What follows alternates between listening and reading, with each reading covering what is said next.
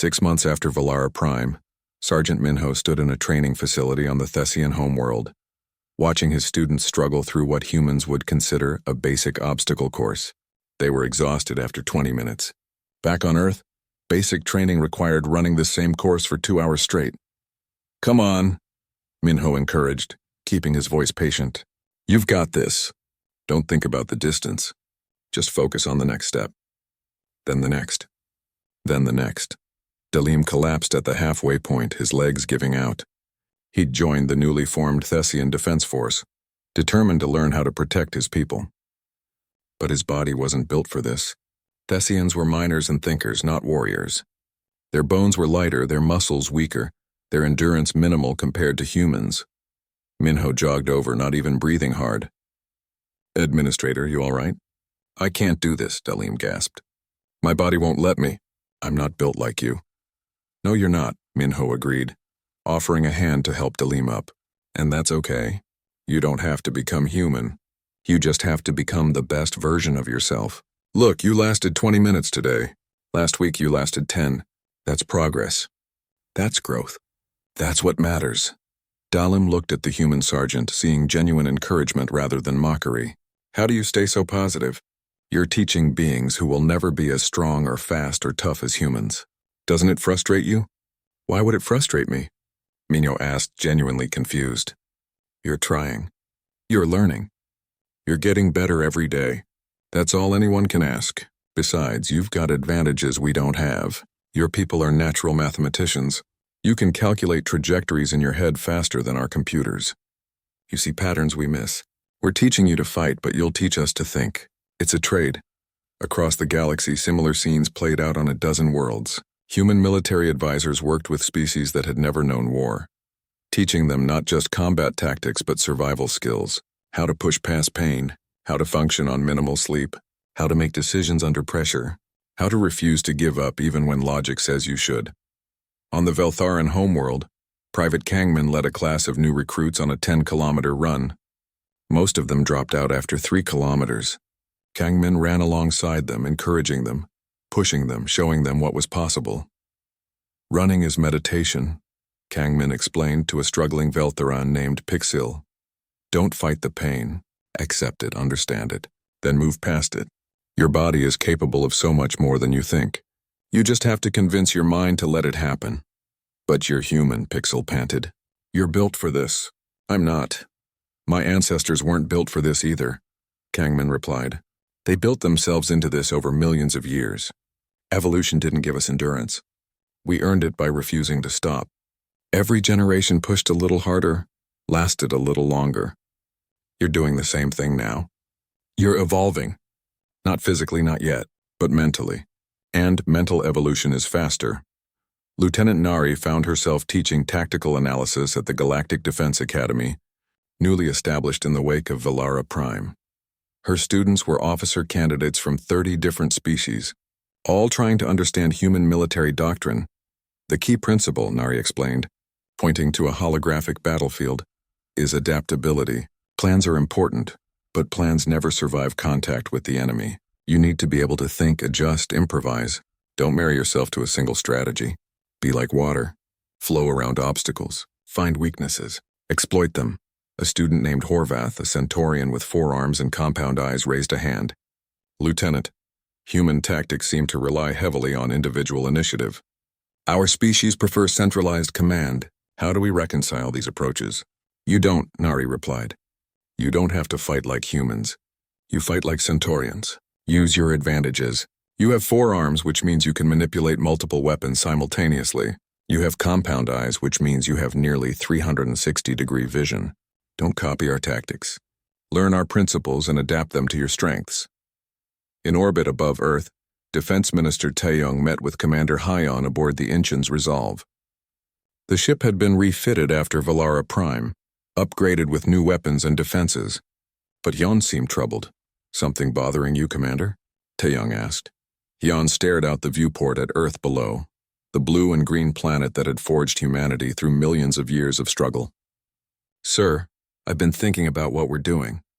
We spent centuries trying to overcome our violent nature. We built a peaceful global society. We moved past nationalism and tribalism. We became better than our ancestors. And now we're teaching the galaxy how to be warriors. Are we doing the right thing? Taeyong was quiet for a moment, considering the question. Commander, what do you think would have happened if we hadn't gone to Valara Prime? 4 million Thessians would have died. Exactly. We didn't go there because we wanted to fight. We went because people needed help, and we were the only ones who could provide it. Teaching other species to defend themselves isn't making them violent. It's giving them the tools to survive in a universe that's more dangerous than they realized. But what if they use those tools against each other? Hyon pressed. What if we're starting an arms race? Then we deal with that when it happens, Taeyong replied. But right now the immediate threat is species like the Krell who see the galaxy as a buffet. The cooperative's peace was built on the assumption that everyone wanted peace. That assumption was wrong. Now we're helping them adapt to reality. That's not corruption. That's survival. The Thessians organized a memorial service for the victims of the Valara Prime attack. It was held in the rebuilt capital city, in the plaza where the humans had first landed. Administrator Dalim, now Colonel Dalim of the Thessian Defense Force, stood at the podium. We gathered today to remember those we lost, Dalim spoke. His voice carried across the plaza to thousands of attendees, but also to honor those who saved us. The humans came when we called, knowing the odds were impossible. They stood their ground when any logical analysis said they should retreat. They protected us, bled for us, died for us, and we will never forget. The memorial included names carved in stone, thousands of Thessian civilians, and 7 human soldiers who'd fallen defending a world that wasn't even their own. Commander Hyun stood with his surviving squad members, watching as each name was read aloud. When the human names were called, the entire plaza fell silent. Then as one, the Thessians performed a gesture from their culture, a sign of ultimate respect. They raised their hands to their hearts and bowed deeply. Lieutenant Nari felt tears on her cheeks. She wasn't ashamed.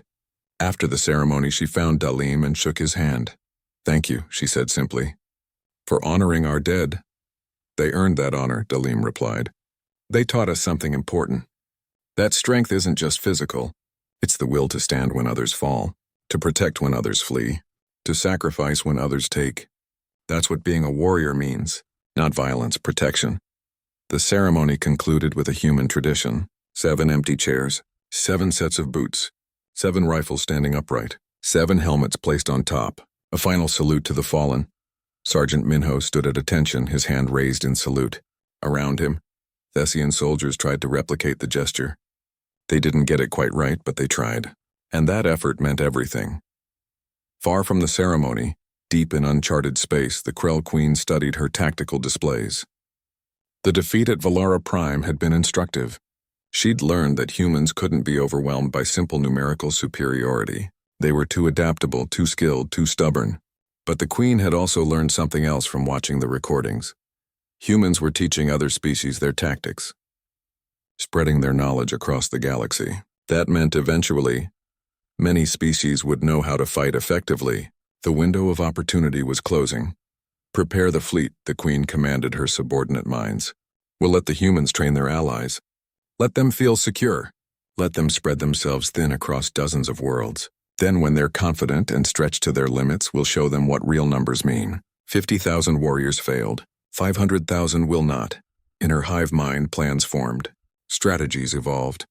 The Krell would adapt, just as humans adapted. It would be a test of evolution. The species that survived Earth versus the species that consumed worlds. Only one approach would prove superior. The galaxy was changing. The age of peace was ending. A new era was beginning, one where survival required more than diplomacy. The humans had opened that door by proving that sometimes violence wasn't just acceptable, it was necessary. Ambassador Jiwoo stood on the observation deck of the Galactic Council station, looking out at the stars. He knew the peace wouldn't last. The Krell would return. Other threats would emerge. Humanity had stepped into a role they hadn't sought, but now couldn't abandon.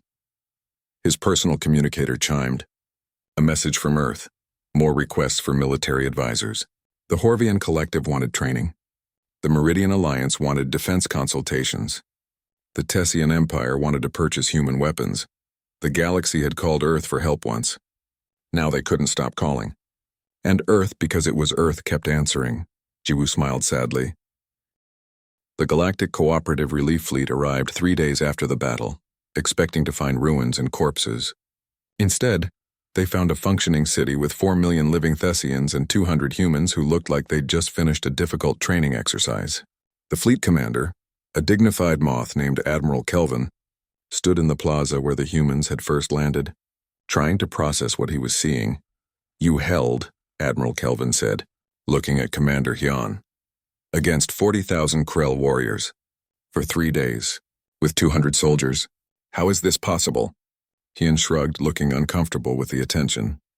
"We established defensive positions, maintained supply lines, and rotated our forces efficiently. Standard siege tactics. Any competent military force could have done the same." "No," Admiral Kelvin said firmly. "No other military force in the galaxy could have done what you did. The Krell have never retreated from ground combat. Never. In 300 years of expansion, you broke them. You didn't just survive, you won." The story spread across the galaxy like wildfire. News correspondent Vexith, who'd witnessed the entire battle, transmitted her reports to every major network. Her footage showed humans fighting in conditions that should have been impossible. Her interviews with survivors painted a picture of warriors who seemed to treat certain death as merely a difficult problem to solve. Vexith's most viral interview was with a Thessian civilian named Suvan, Administrator Dalam's young assistant who'd survived the siege in a shelter near the front lines. "Tell me what you saw," Vexith prompted, her recording device capturing every word. Suvan's hands shook as he spoke. "They saved us. The humans saved us all. But they frightened me more than the Krell did. The Krell were monsters, but at least they made sense. They attacked. They consumed. They followed their nature. The humans? I watched a human soldier named Bora continue fighting with a wound that would have killed me instantly." She was smiling, while bleeding and shooting and protecting civilians. It was like pain didn't affect her. "Did they seem scared?" Vexith asked. "Never, not once. I heard them joking over their communications. In the middle of battle, surrounded by enemies, they were making jokes. One of them, Sergeant Minho, planted mines and left messages for the Krell written in their own chemical language. Insults.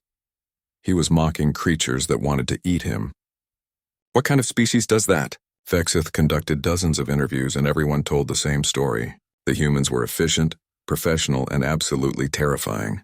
They'd treated a life or death struggle like a job that needed doing. No drama, no speeches. Just cold, calculated violence applied with surgical precision. But the interview that resonated most across the galaxy was with medic Soman. Vexith found her in the medical station, still treating wounded soldiers days after the battle ended. "You performed surgery in a building that was actively under attack," Vexith said. "Weren't you afraid it would collapse?" Soman looked up from bandaging Private Daehyun's leg. "Fear doesn't save lives. Skill and focus do. Yes, I was aware the building might collapse, but the soldier on my table would definitely die if I stopped working. The choice was simple." "But you could have died," Vexith pressed. "Doesn't your life matter?" "Of course it does. But my job is to save lives. That's what I signed up for. On Earth in the African plague wars, I treated patients with diseases that could kill me through a single slip of protocol. I worked 18-hour shifts in 100-degree heat wearing full containment gear. This was just another day at work. Just another day," Vexith repeated, stunned. "Your species regularly faces these situations?" Soman paused, considering the question. "Earth isn't a kind world.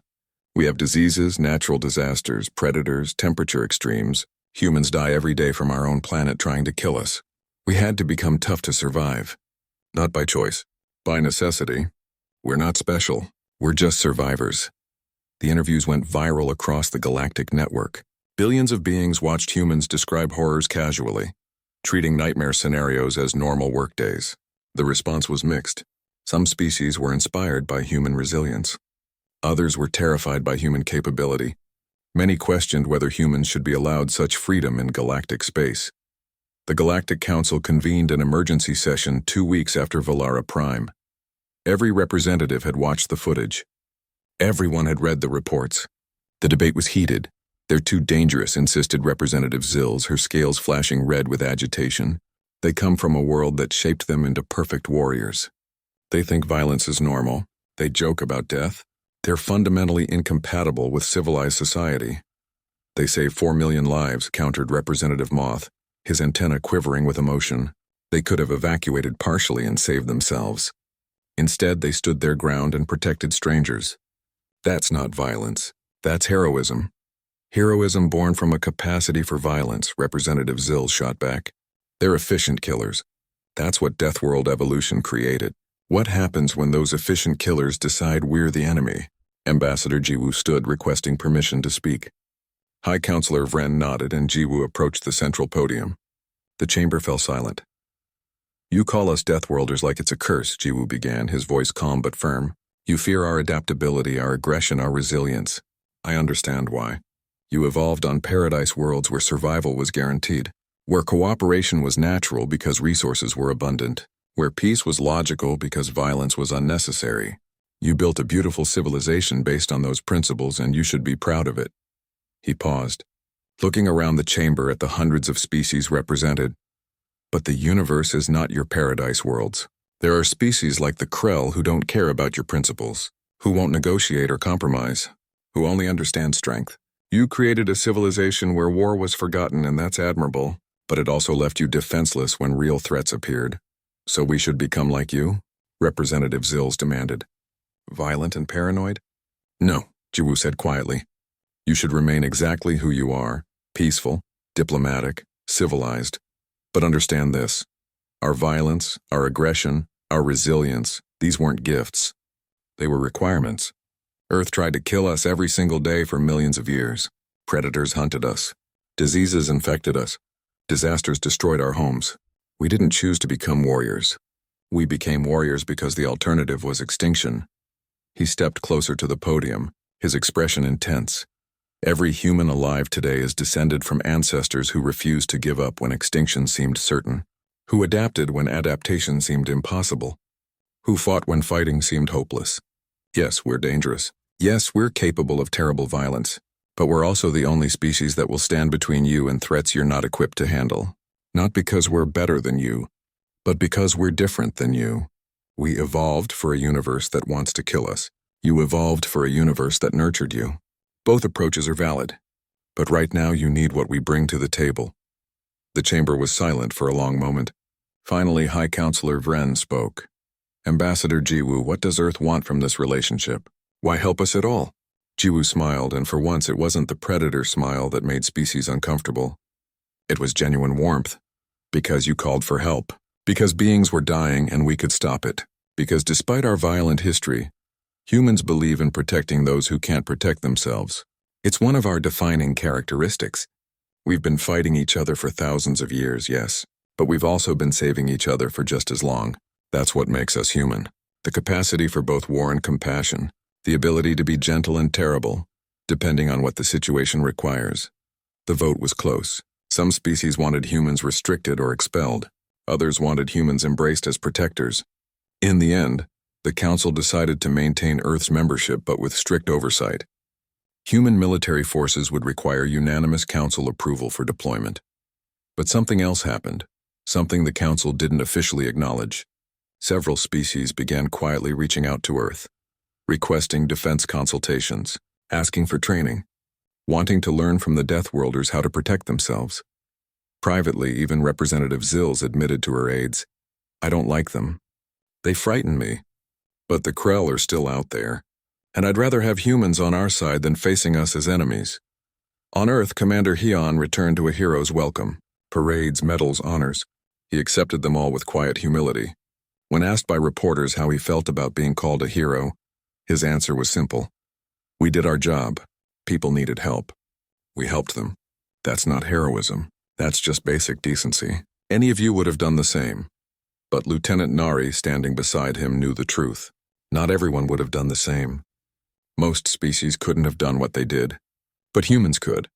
And humans did, and that changed everything. The galaxy would never look at Earth the same way again. The Krell Queen watched the footage of the human defense from her hive ship in orbit. She'd witnessed 500 of her warriors destroyed in 20 minutes. 500. The Queen had been expanding across the galaxy for 300 years, and never once had she encountered resistance like this. These humans were something new, something dangerous. She made her decision with the cold calculation of a hive mind. If these humans wanted war, she would give them war. She would commit every warrior on the planet to crushing this resistance. 40,000 Krell warriors began moving toward the capital city. On the ground, Commander Hyon watched the tactical display as red dots representing enemy forces converged on their position. Lieutenant Nari stood beside him, her face grim. They're committing everything, she observed. 40,000 at least. Maybe more. Sir, we can evacuate most of the remaining civilians in the next 6 hours. We could pull out, call for orbital support, come back when we have more resources. Hyon shook his head. 4 million people, Nari. Even with 6 hours, we can't evacuate them all. Maybe half. Maybe less. That leaves 2 million people to die. I'm not making that call. So we stay, Nari said. It wasn't a question. We stay. We hold the line. We get every single civilian out, no matter how long it takes. Inform the squads. We're implementing Protocol Marathon. Nari's eyes widened slightly. Protocol Marathon was named after an ancient Earth battle, where vastly outnumbered defenders had held against impossible odds through sheer endurance and will. It meant they would dig in, fortify their positions, and hold until the mission was complete or they were all dead. There would be no retreat. Understood, sir. I'll inform the squads. The word spread through the human forces quickly. Protocol Marathon. Every soldier knew what it meant. They'd trained for this scenario. They'd studied the historical battles. The Alamo, Thermopylae, Stalingrad, Bunker Hill. Humans had a long, proud history of refusing to back down even when logic said they should. Sergeant Minho gathered his squad in the eastern sector. All right, listen up. The bugs are coming with everything they've got. 40,000 hostiles. We're 200 defenders protecting 4 million civilians. The odds suck, but when have odds ever stopped us? Private Jeho raised his hand. Sir, didn't we sign up to protect Earth? This isn't even our planet. These people called for help and we answered. Minho replied, his voice hard. That makes them our responsibility. We don't abandon people just because they're not from our dirt. We're human. We protect the weak. That's what we do. That's who we are. Now lock and load. It's going to be a long night. As darkness fell over Valara Prime, the humans made their final preparations. They established kill zones with overlapping fields of fire. They planted mines and tripwires. They set up automated turrets and sensor grids. They turned the capital city into a fortress, using every trick they'd learned from thousands of years of warfare. Corporal Bora, her shoulder bandaged but still functional, helped set up medical stations and reinforced buildings. Medic Soman worked alongside her, organizing supplies with calm efficiency. Soman had served in the African plague wars, treating casualties in conditions that would have broken most people. This was just another day for her. How's the shoulder? Soman asked, checking Bora's bandages. Hurts like hell, Bora admitted, but I can still fight. That's all that matters. You should be evacuated with the civilians, Soman said, though her tone suggested she already knew the answer. And leave the squad down one rifle? Not happening. I'll sleep when I'm dead. Soman smiled slightly. That's what I figured you'd say.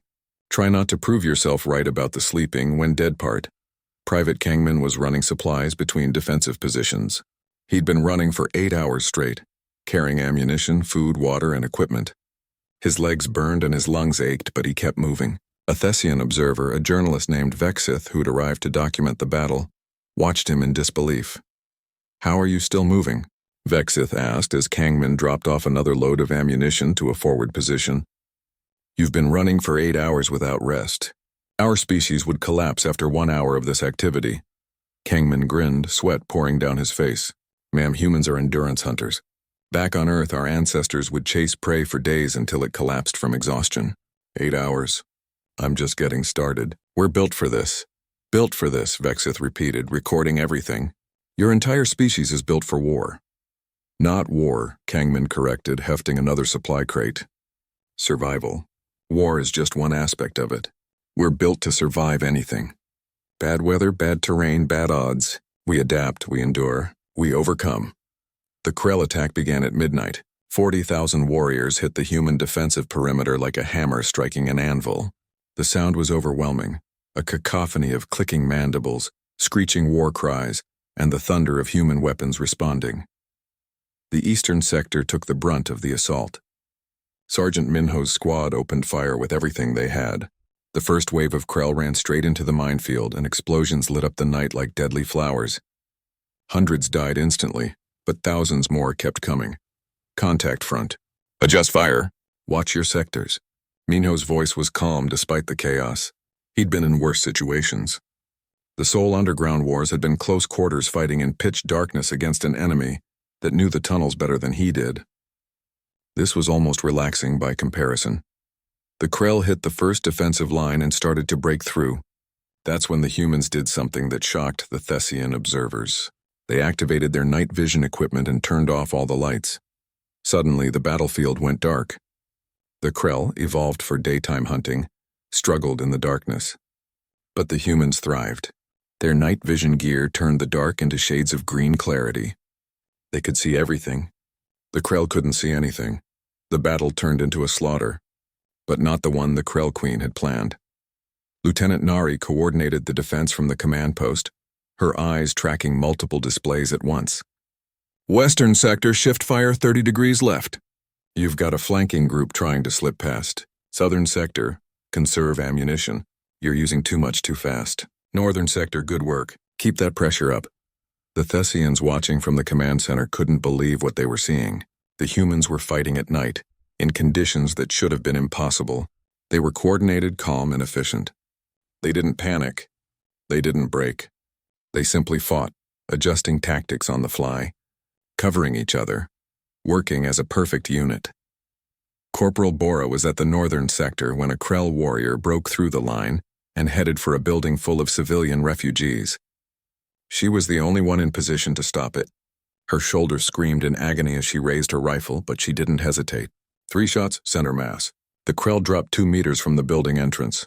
Northern sector, breach contained, Bora reported, her voice steady despite the pain. 1 hostile eliminated. Civilian secure. Acknowledged, Nari replied. Bora, you need to fall back and get that shoulder treated. Negative, Lieutenant. I'm holding position. Civilians need protection more than I need a medic. In the medical station, Medic Soman worked on a wounded soldier named Daehyun, who'd taken shrapnel from a Krell explosive beetle. The building shook from nearby explosions, but Soman's hands never wavered. She'd performed surgery in collapsing buildings before, in burning hospitals in the middle of active combat zones. This was just another operation. Soman, we need to evacuate, a Thessian medic urged. The building might collapse. Then it collapses, Somin replied calmly, suturing a wound. But this soldier lives. Get me more bandages and stop distracting me. The battle raged through the night. Wave after wave of Krell smashed against the human defenses. The humans held. They didn't just hold, they adapted. When the Krell tried flanking maneuvers, the humans countered. When the Krell sent in explosive beetles, the humans developed tactics to neutralize them. When the Krell changed their approach, the humans changed faster. By dawn, the Krell had lost over 15,000 warriors. The humans had lost 7 soldiers. 7. The math was incomprehensible to anyone who understood conventional warfare. But this wasn't conventional warfare. This was humans doing what they did best, refusing to die. Commander Hyan walked the defensive lines at dawn, checking on his soldiers. They were exhausted, covered in grime and Krell blood, but none of them had given up. Not one had suggested retreat. Hyan felt a fierce pride in them. Sir, evacuation is 95% complete, Lieutenant Nari reported, joining him. We can have everyone out in another 6 hours. Then we hold for 6 more hours, Hyan said simply. How are the squads holding up? Tired but functional. Ammunition is at 40%. We've taken 12 wounded, 7 dead. Morale is actually good. They know what they're doing matters. It does matter. Those people down there, they're alive because we're here. That's worth everything. In orbit, the Krell Queen watched the dawn break over Valara Prime. She'd lost 15,000 warriors. 15,000. Against 200 defenders. The humans had fortified a city and turned it into a meat grinder for her forces. She'd thrown everything at them and they hadn't broken. For the first time in 300 years of expansion, the Inchon's resolve dropped out of faster-than-light travel at the edge of the Valara system, like a predator emerging from the shadows. On the bridge, Commander Hyan studied the tactical display with cold calculation. The planet below was burning. Literally burning. The Krell had set fire to the agricultural districts, and smoke columns rose into the atmosphere like funeral pyres. "Status report," Hyan demanded, his eyes never leaving the screen. "Long-range scans show Krell forces have overrun 70% of the colony," the tactical officer reported. "The capital city is surrounded. Estimated civilian population still alive, 4 million. Estimated Krell forces 52,000 and growing. They're calling in reinforcements from their hive ships." Lieutenant Nari stood beside Hyan, already wearing her combat armor. The powered exoskeleton made her look like something from a nightmare, all angular plates and weapon mounts. Her helmet was maglocked to her hip, and her face showed no emotion. She'd learned long ago that emotion got people killed. Standard doctrine would call for orbital bombardment. Nari said quietly, "Take out the Krell from space, and kill millions of civilians in the process," Jan replied. "No, we're going down there. Ground assault. We'll hold a perimeter and evacuate as many as we can." 200 against 50,000, Nari said. "I've seen worse odds. Name one time. The Mumbai siege. 32 of us against 800 hostiles in an urban environment. We won." Jan smiled grimly. "Get the squad ready. We're landing in 20 minutes. On the surface of Valara Prime, Administrator Dalim stood on the roof of the command center, watching the human ship descend. It wasn't like the graceful vessels of the Galactic Cooperative, which floated down like leaves on water. The human ship came down hard and fast like a rock thrown by an angry god. It landed in the central plaza with enough force to crack the pavement, and the landing ramp dropped before the engines even finished powering down. What emerged made Dalim's blood run cold. The humans were massive. Each one stood nearly 2 meters tall, encased in armor that looked designed for war, not peacekeeping. They carried weapons that looked brutal and efficient, all sharp angles and obvious lethality. But it was their movements that truly frightened him. They moved with perfect coordination like a single organism with 200 bodies. No wasted motion, no hesitation. They spread out across the plaza in a defensive formation that appeared in seconds. Commander Hyan was the first to approach Dalim. He removed his helmet, revealing a scarred face and dark eyes that seemed to evaluate everything at once. Those eyes, forward-facing, predator eyes. "Administrator Dalim?" Hyan asked, his voice rough but not unkind. "I'm Commander Hyan, Earth Defense Coalition. We're here to help." Dalim found his voice, though it shook. "Commander, thank you for coming, but I must tell you the situation is hopeless. The Krell number in the tens of thousands. You have only 200 soldiers. Perhaps we should focus on evacuating who we can and abandoning the city." Hyan looked around at the city, at the millions of frightened Thessians watching from windows and doorways. Then he looked back at Dalim and smiled. It was not a comforting smile. It was the smile of someone who'd been in this exact situation before and knew exactly what to do about it. "Administrator, we didn't come here to run away. We came here to fight. Now I need you to organize your people for evacuation. Start with the young, the injured, and the elderly. We'll hold the Krell back while you get them out." "Hold them back?" Dalim repeated, stunned. "Commander, they outnumber you 250 to 1. "The mathematics alone—" "Math doesn't win fights," Jan interrupted. "Tactics do, weapons do, will do, and we've got plenty of all three. Now get your people moving. We don't have much time." Lieutenant Nari had already set up a command post in the plaza, with holographic displays showing the city layout and enemy positions. She pointed to various locations as she briefed the squad leaders. "Sergeant Minho, take your squad and fortify the eastern approach. That's their main avenue of attack. I want mines, barriers, and overlapping fields of fire. Make them pay for every meter." Sergeant Minho grinned. He was a demolitions expert who'd earned his reputation in the underground wars beneath Seoul. "With pleasure, Lieutenant. How much ordnance am I authorized to use?" "All of it if necessary," Nari replied. "Just don't bring down any buildings with civilians still inside." "Where's the fun in that?" Minho joked, but he was already moving, his squad following. Private Kangman was assigned to help organize the civilian evacuation. He'd been a marathon runner before joining the military, and his endurance was legendary even among humans. He could run for hours without stopping, carry heavy loads without complaint. As he helped Thessian families toward the evacuation shuttles, they stared at him in amazement. "How are you not tired?" asked a young Thessian mother, struggling with her 2 children. Kangman had been running back and forth for 3 hours straight, carrying supplies and guiding people. "Tired?" Kangman smiled and picked up both her children at once, one under each arm. Ma'am, I'm just getting warmed up. My record is 42 kilometers in full combat gear. This is easy. The mother looked at him like he was insane. Maybe he was. Maybe all humans were. The first Krell attack came 2 hours after the humans landed. A scouting force of 500 warriors came scuttling through the eastern district, their chitinous bodies clicking and scraping against the pavement. They moved in a black wave, mandibles clicking, compound eyes reflecting the afternoon sun. They hit Sergeant Minho's defensive line like a tsunami, hitting a seawall, and the seawall didn't break. The humans opened fire with weapons. That made sounds Dalim had never heard before. Not the quiet hum of energy weapons, but loud, violent cracks that echoed through the city like thunder. Chemical propellant weapons. Primitive by galactic standards, but devastatingly effective. The Krell in the front rank simply exploded, their carapaces no match for the kinetic force of high-velocity projectiles. But the Krell kept coming. They always did. They had no concept of retreat, no fear of death. The hive mind simply sent more bodies forward. That's when the humans did something unexpected. They didn't retreat. They didn't hunker down behind cover and try to outlast the assault. They advanced. Sergeant Minho led the charge, his voice booming over the communications channel. Push forward. Don't let them set the pace. Move, move, move. The humans surged forward, their weapons never stopping. They used tactics the Krell had never encountered. Suppressing fire that forced the insects to seek cover, flanking maneuvers that hit the Krell from unexpected angles, coordinated squad movements that created overlapping kill zones. One human would reload while another provided cover fire. They moved like they were parts of a machine, each one knowing exactly where the others were, what they were doing, what they needed. Corporal Bora took a hit from a Krell warrior's claw, the blade-like appendage cutting through her armor and into her shoulder. She didn't even slow down.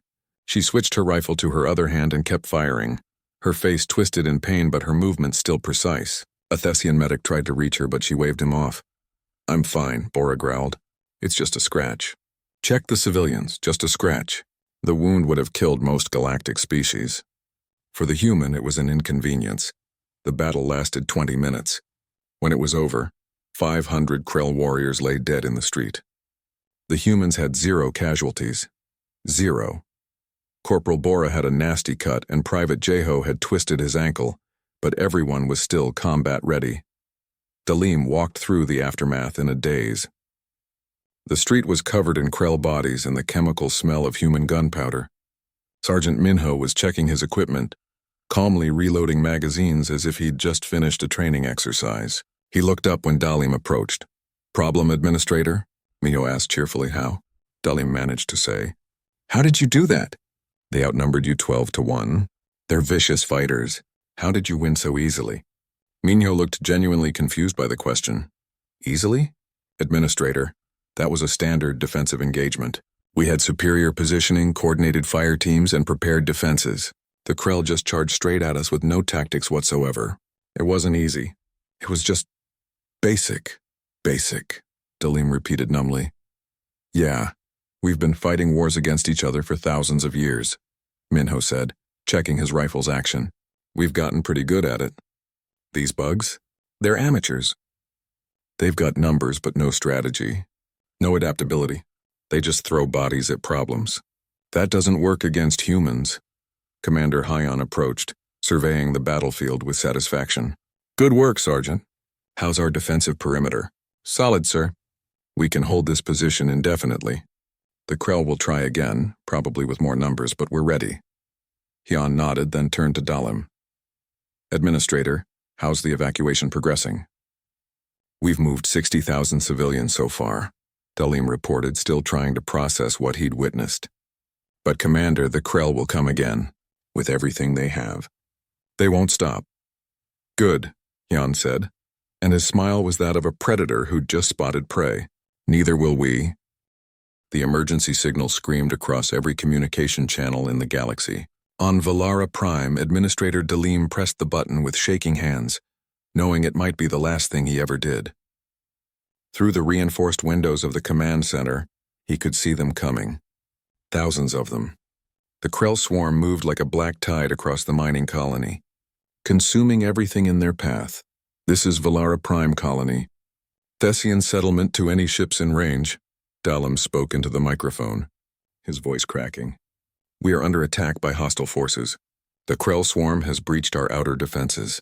We have 4 million civilians with no means of evacuation. Please, anyone who can hear this, we need help. We need soldiers. We need weapons. We need a miracle. The message repeated automatically, broadcasting into the void of space. Dalim watched his assistant Suvan working frantically at the console.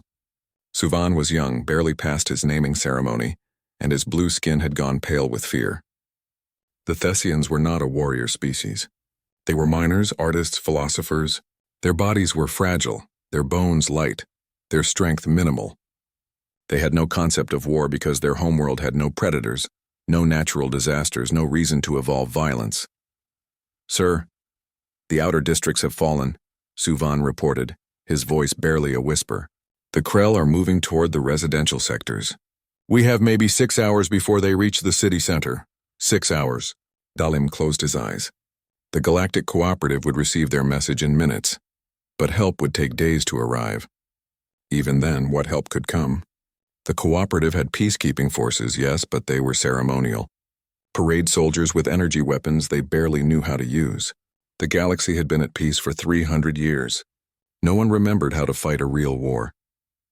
300 light-years away, in the Grand Council chamber of the Galactic Cooperative, the distress call played for the assembled representatives. The chamber fell silent as Dalim's desperate voice echoed through the space. 200 species represented, and not one of them had a solution. We must send our peacekeeping fleet, insisted Representative Moth, his antenna quivering with agitation. The Thessians are our allies. We cannot abandon them. The fleet will arrive in 4 days, countered Representative Zills, her scales flashing red with frustration. The Thessians will be dead in 6 hours. We need someone closer, someone faster. There is no one, said High Counselor Vren, his voice heavy with resignation. The nearest military installation is 7 days away at maximum speed. We are a civilization of peace. We were not prepared for this. In the back of the chamber, in a section reserved for newer members of the cooperative, a figure stood. Ambassador Jiwoo was human, though few in the chamber knew much about his species. Earth had joined the Galactic Cooperative only 15 years ago, discovered by accident when a survey ship detected their radio signals. The humans had been welcomed cautiously. Their planet was classified as a Class 12 death world, one of the most hostile environments ever documented to support intelligent life. Earth can help, Jiwoo said, his voice cutting through the debate. We can be there in 18 hours. The chamber turned to look at him. Jiwoo stood straight, his predator eyes scanning the room. He was tall by galactic standards, nearly 2 meters, with a muscular frame that made most species uncomfortable. Humans moved differently than other beings. They moved like hunters. You have military forces? High Counselor Vren asked, his tone skeptical. Forgive me, Ambassador, but Earth is new to our community. We know little of your capabilities. We have soldiers, Jiwoo replied simply. We have ships. We have experience with situations like this. Let us help. What kind of experience? Asked Representative Moth, leaning forward with curiosity and concern mixing in his expression. Jiwoo paused, choosing his words carefully. Earth is not a kind world. We evolved fighting for survival every day. Fighting our environment, fighting predators, fighting each other. War is not new to us. We've been doing it for thousands of years. We're good at it. The chamber erupted in whispers. Fighting each other. For thousands of years? The concept was horrifying to most species present. War between nations of the same species was nearly unheard of in galactic history. Most species achieved global unity within centuries of developing language. The humans had spent millennia killing each other. This is precisely why we hesitated to admit Earth to the cooperative, Representative Zills said coldly. You are a violent species. How can we trust you? You can't, Jiwoo said bluntly. But the Thessians are dying right now while we debate philosophy. We have a ship in orbit, the Incheon's Resolve. It carries 200 soldiers and can reach Valara Prime in 18 hours. Yes, we're violent. Yes, we're dangerous. But right now, dangerous is exactly what those people need. High Counselor Vren looked around the chamber, seeing the fear and desperation on every face. Finally, he nodded slowly. Very well, Ambassador. Earth may deploy its forces to Valara Prime, but understand this, if your soldiers commit any atrocities, Earth will answer for it. Understood, Jiwoo said. He touched his communication device. Commander Hyun, you are authorized to deploy. Get to Valara Prime and save those people. In orbit above the Council Station aboard the human vessel Incheon's Resolve, Commander Hyun received the message. He was a veteran of the Korean United Defense Force, 40 years old, with scars that told stories of a dozen conflicts back on Earth. His ship was small by galactic standards, but it was fast and carried everything his team needed. Lieutenant Nari, prep the squad, Hyun ordered. We're going in hot. Civilian rescue priority. Full combat loadout. Lieutenant Nari nodded sharply. She was younger than Hyun, 32. But she'd seen her share of action in the Pacific conflicts and the Arctic defense campaigns. She moved through the ship with practiced efficiency, rousing the soldiers from their rest cycles. The soldiers of the Incheon's Resolve were professionals. They came from all over Earth, united under the banner of the United Earth Defense Coalition. They'd trained for scenarios like this. Hostile environment, overwhelming enemy numbers, civilian population at risk. It was practically a Tuesday for them. Hyun stood on the bridge watching the star map as the navigation AI plotted the fastest course to Valara Prime. 18 hours. They could make it in 16 if they pushed the engines hard. Every hour mattered, sir, said the communications officer. We're receiving the full tactical data from Valara Prime. Enemy force estimated at 50,000 hostiles. Species designation, Krell swarm. Insectoid, hive mind, highly aggressive. 50,000. Hyun did the math in his head. 200 soldiers against 50,000 enemies. 25-1 odds. Back on Earth at the Battle of Thermopylae, 300 Spartans had held against hundreds of thousands. At the Chosen Reservoir, surrounded Marines had fought their way through 10 divisions of enemy forces. Humans had a long history of winning impossible fights. Tell the squad to get some rest, Hyun said. When we arrive, we're going to be very busy. On Valara Prime, Dalim watched the Krell grow closer. They were in the outer residential sectors now, consuming everything. Buildings, vehicles, people. The Krell didn't take prisoners.